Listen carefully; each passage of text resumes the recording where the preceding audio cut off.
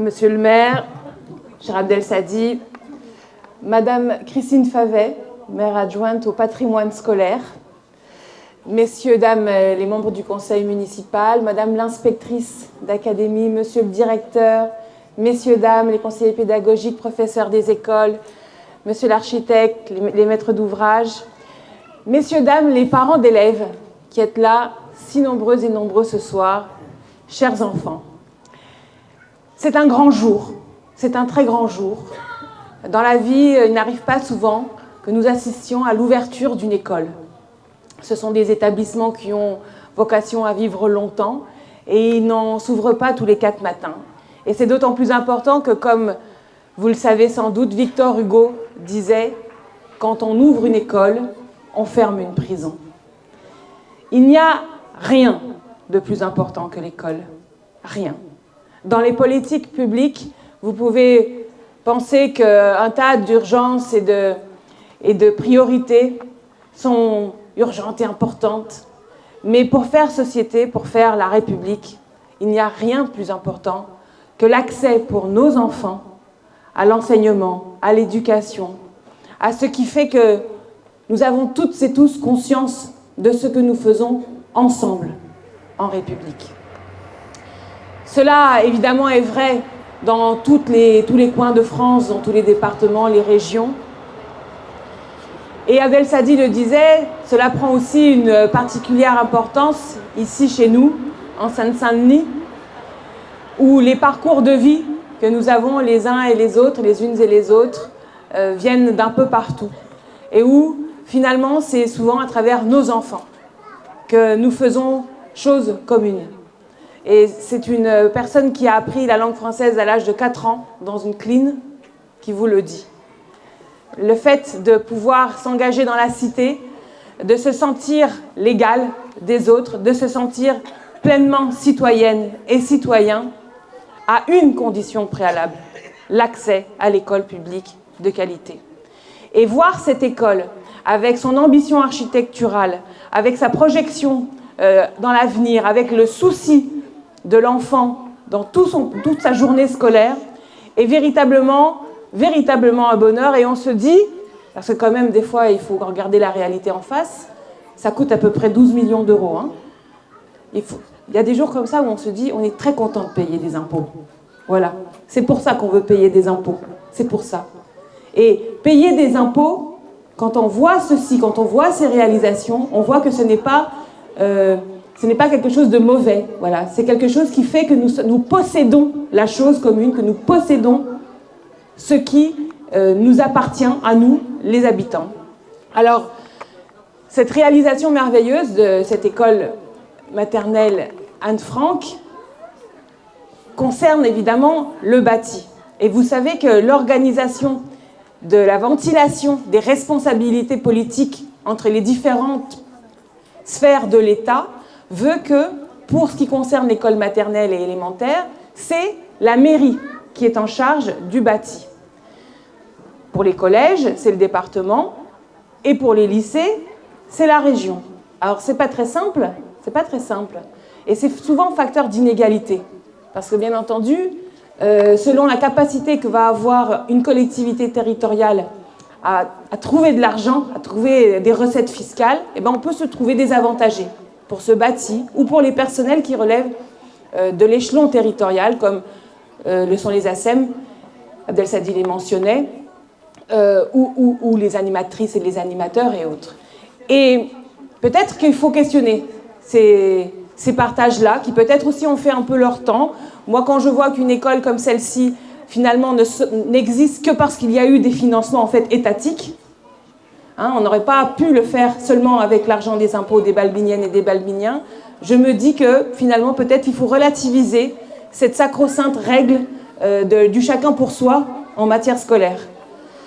Et s'il y a quelque chose qui relève totalement de l'État, en revanche, c'est la question des personnels. Parce que vous pouvez avoir le plus bel écrin, vous pouvez avoir un oasis merveilleux comme celui-ci avec tous ces sycomores et ces arbres magnifiques. Si vous n'avez pas les hommes et les femmes qui sont devant nos enfants pour leur transmettre le savoir, pour faire d'elles et eux des enfants émancipés, heureux, eh bien, ça ne marche pas, ça ne peut pas marcher.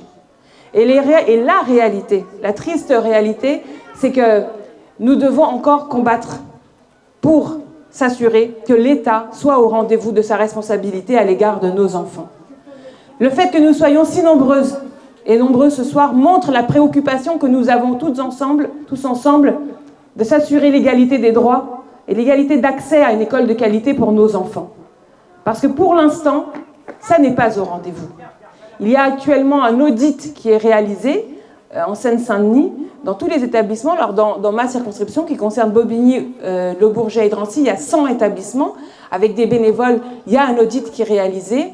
Et il y a du retard. Il y a du retard. Il y a trop de personnel qui sont dans des contrats, qui sont des contrats précaires, de contractuels, qui ne sont pas des fonctionnaires.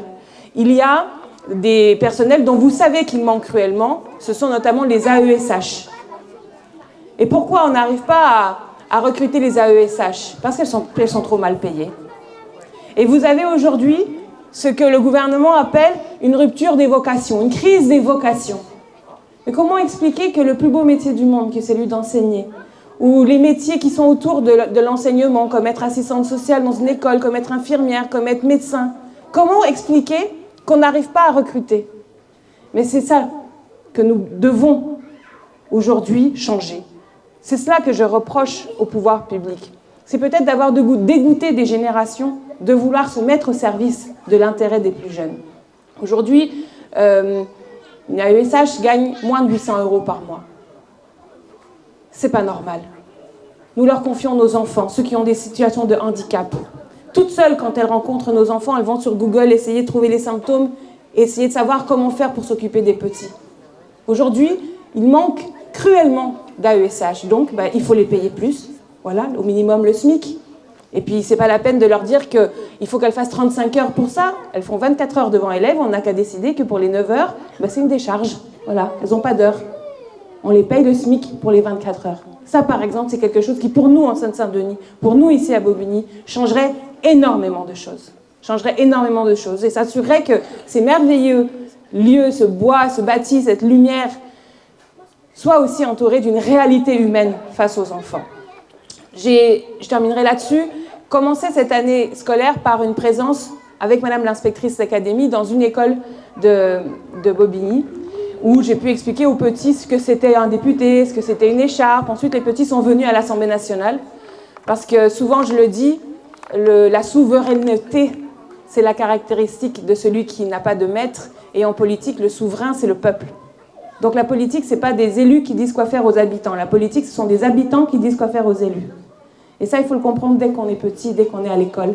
Et cette notion de république aussi, la liberté, l'égalité, la fraternité. Cette égalité qui est au cœur aussi du symbole d'avoir donné le nom d'Anne Frank à l'école.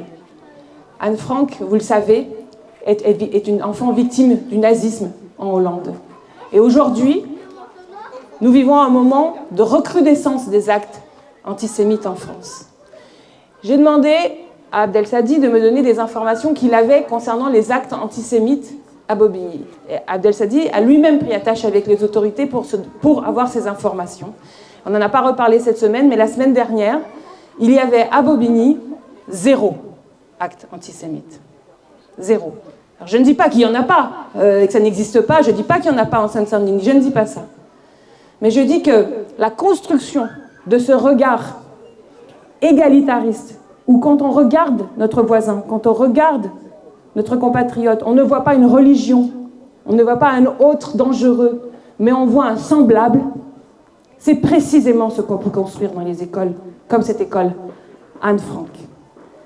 Donc je voulais vous remercier de votre présence, qui pour moi est un engagement citoyen crucial, et qui doit nous motiver pour continuer la bagarre, tous ensemble, pour obtenir enfin l'école de qualité auquel ont droit nos enfants. Vive la République et vive la France.